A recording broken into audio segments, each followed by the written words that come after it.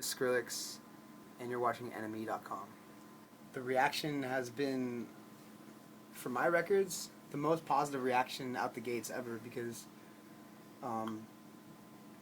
yeah, I mean, we haven't ever had a press lead up or marketing before any record that I've ever released. So, and we didn't really do it in the traditional way on this record, but we had the app that I released for free, and we leaked it that way, kind of on purpose. So it was just kind of a new thing we tried, and I've never been really a first week sale type of artist. It's always been slow build and just kind of introducing the record through my Facebook, and so this was definitely the best reaction I've had on a record.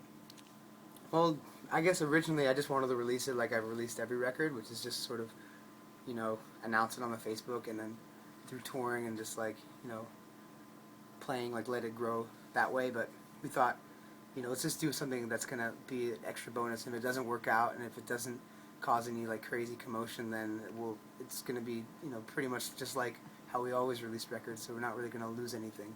So I mean, originally my whole idea was wanting to leak the record.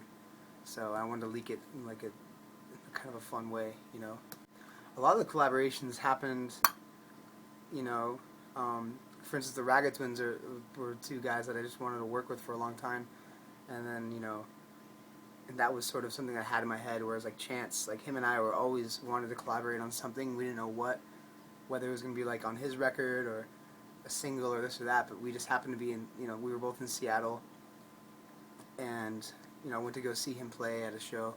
And we went back, we got a studio that night and went back, and it was really spontaneous and kind of not planned. And same thing with G-Dragon and CL, with Dirty Vibe. That was in Korea, and Diplo and I had this track we were working on, and he calls me up, he's like, yo, G-Dragon and CL are at the studio, they'd love to meet you, you should go hang out with them and cut a vocal.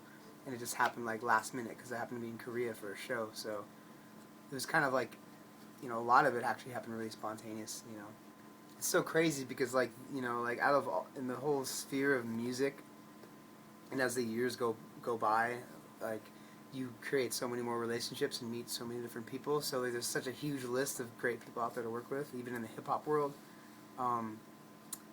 But yeah, I mean, that's hard to say as far as rappers goes. Actually, Ferg and I and Bauer started something in New York a few weeks ago.